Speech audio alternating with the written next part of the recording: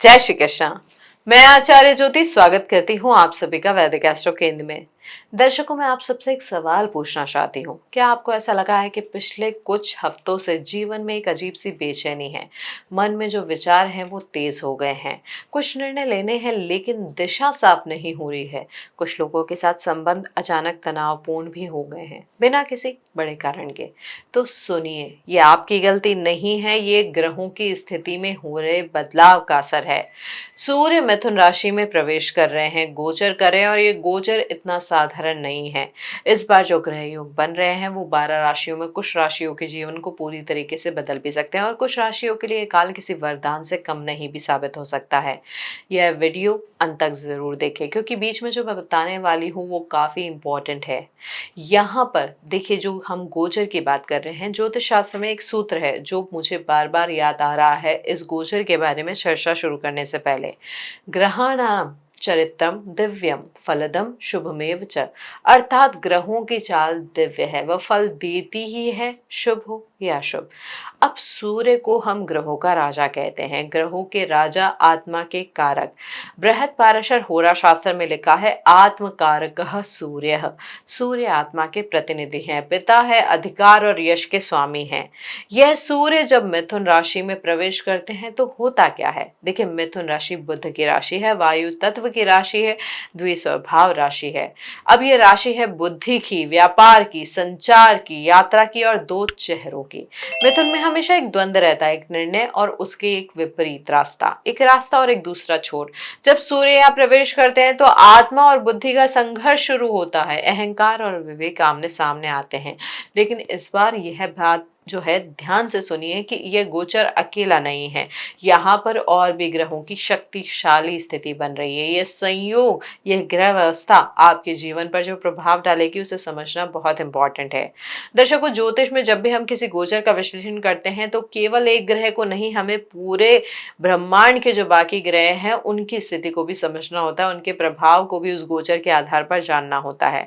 अब यहाँ पर अगर हम समझें, देखिए, केतु सिंह राशि में है। सिंह सूर्य की अपनी ही राशि है। यहाँ पर केतु का बैठना मोक्षकारक हो सकता है, लेकिन जो काटा है आपने अभी तक, जो अभी तक आपने किया है, उसका परिणाम आप भोगेंगे। कार्मिक स्थिति आपके जीवन में लेकर आता है।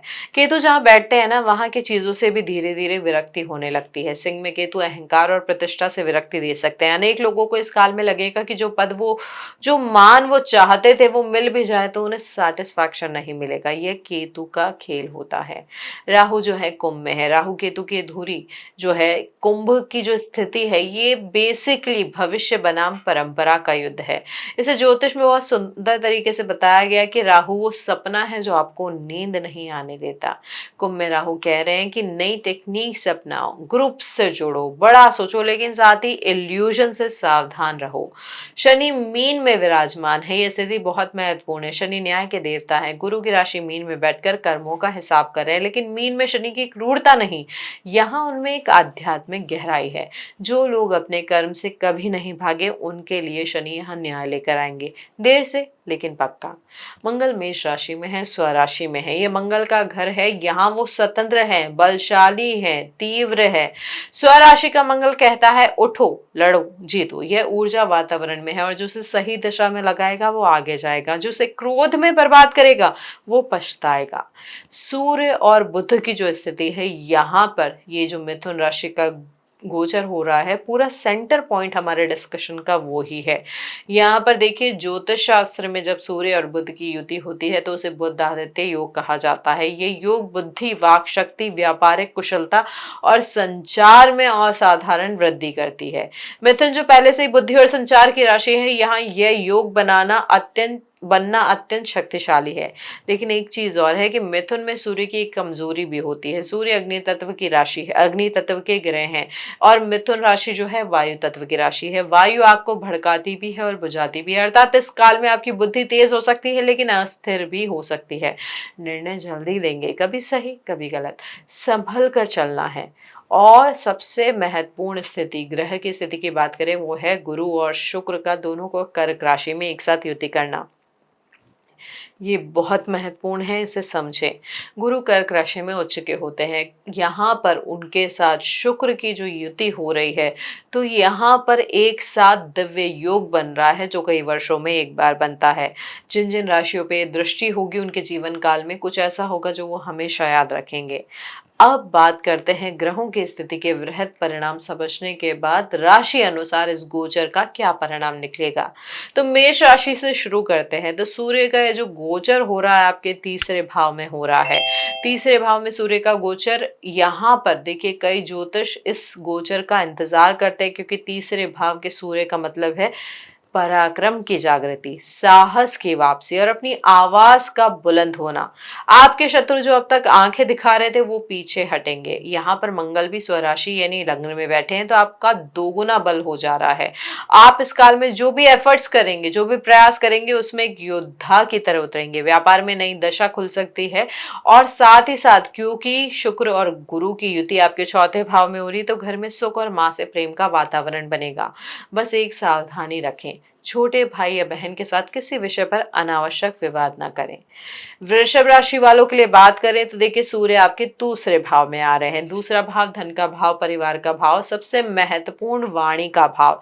सूर्य यहाँ आकर धन में हलचल लेकर आ सकते हैं, आय बढ़ने के प्रयास तेज हो सकते हैं, नए संसाधन जुटाने की इच्छा शक्ति प्रबल हो सकती है, लेकिन परिवार में खास तौर पर बड़ों के साथ वाणी में कठोरता भी आ सकती है। यहाँ पर बाकी ग्रहों की युति के हिसाब से साहसिक कदम उठाने का ये आपके लिए सही समय है।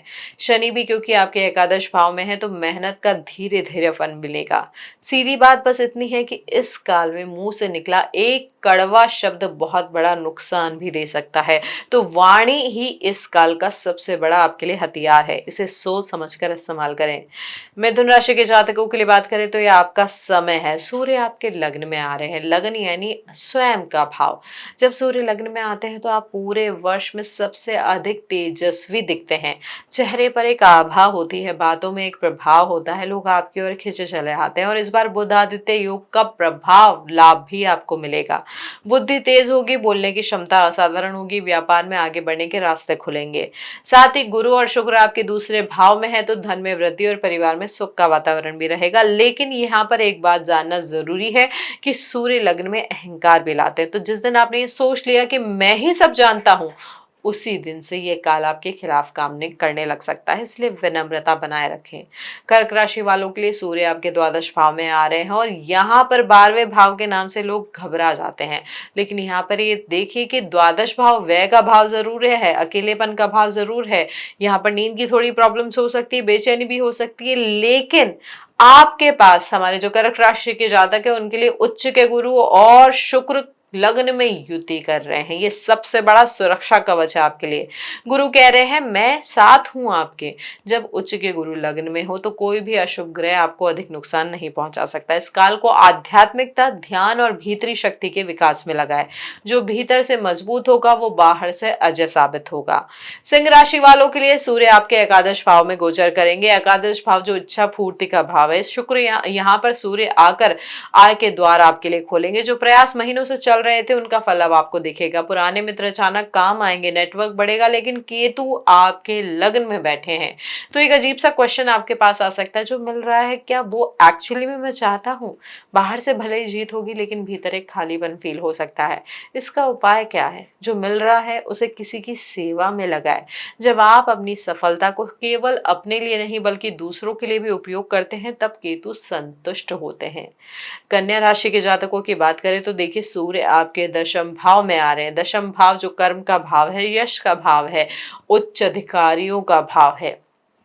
यहाँ पर दशम भाव में सूर्य का गोचर करियर के लिए वर्ष का सबसे महत्वपूर्ण समय साबित हो सकता है। इस काल में आप जो भी कार्य करेंगे वो दिखेगा, आपकी मेहनत को पहचान मिलेगी। उच्च अधिकारियों या नियोक्ताओं से सकारात्मक संवाद होगा। साथ ही साथ गुरु और शुक्र की युति एकादश भाव में हो रही है, तो लाभ और मित्र वर्ग का सहयोग मिलेगा। यदि कोई प्रमोशन या नया प्रस्ताव आने वाला है तो वो इस काल में आ सकता है। बस एक बात समझ के चले कि शनि मीन में आपके सप्तम भाव में है।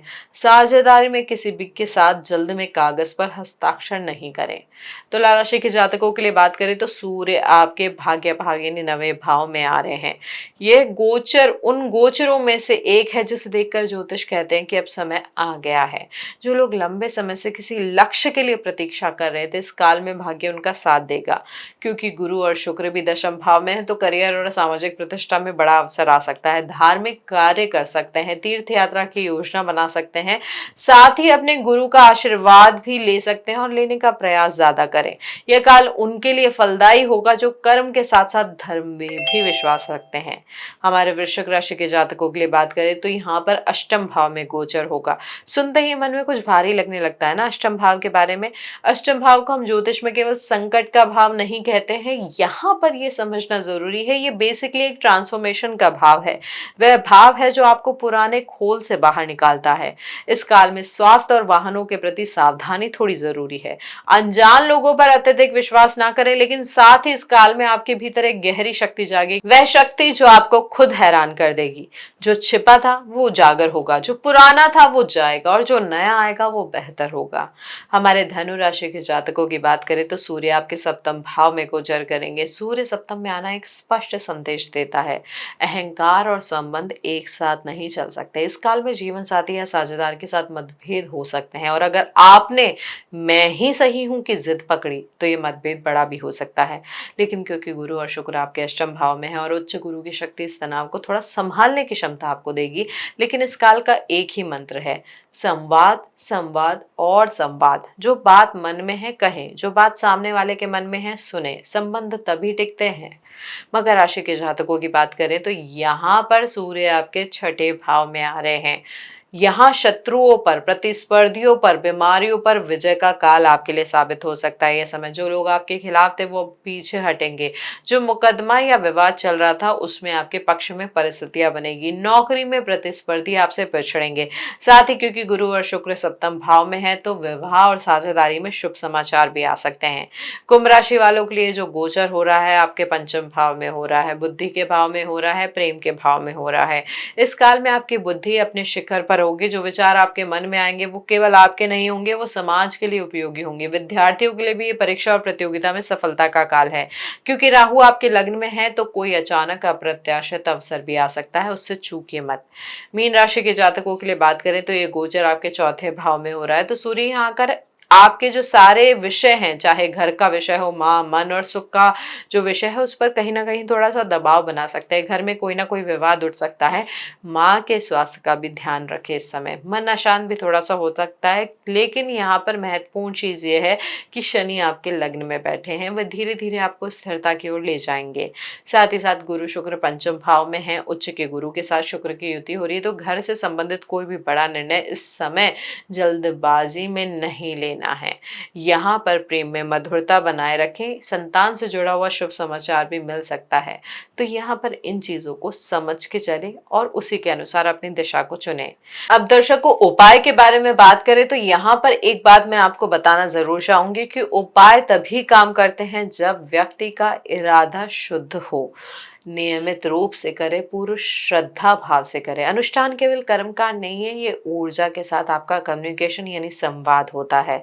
तो सूर्य के उपायों में सबसे महत्वपूर्ण, सबसे सरल उपाय होता है सुबह उगते सूर्य को तांबे के लोटे से जल अर्पित करना। जल में आप लाल चंदन मिला सकते हैं या गुड़ मिला सकते हैं और मंत्र जाप कर सकते हैं, ओम हाम हीम होम से सूर्याय नमः।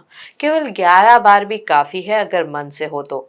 और बुधादित्य योग को सक्रिय करने के लिए बुधवार को हरी मूंग का दान करें। हरे रंग के वस्त्र पहने अगर आपका बुध अच्छा है जन्मकालीन कुंडली में।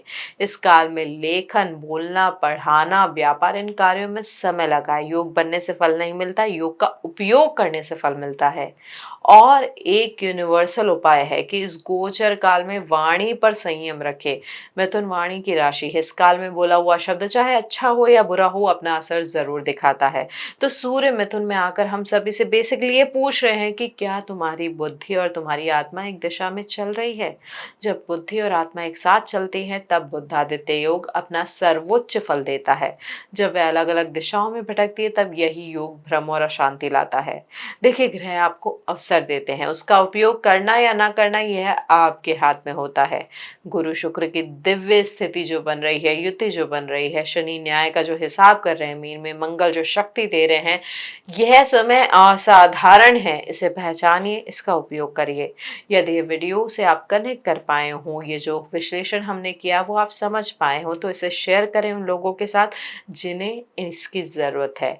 चैनल को सब्सक्राइब ज़रूर करें बेल आइकन दबाकर, और नीचे कमेंट में ज़रूर बताएं कि आपकी राशि क्या है और ये काल आपके लिए कैसा रहा। हम मिलते हैं अगले महत्वपूर्ण ज्योति विश्लेषण के साथ। जय महाकाल।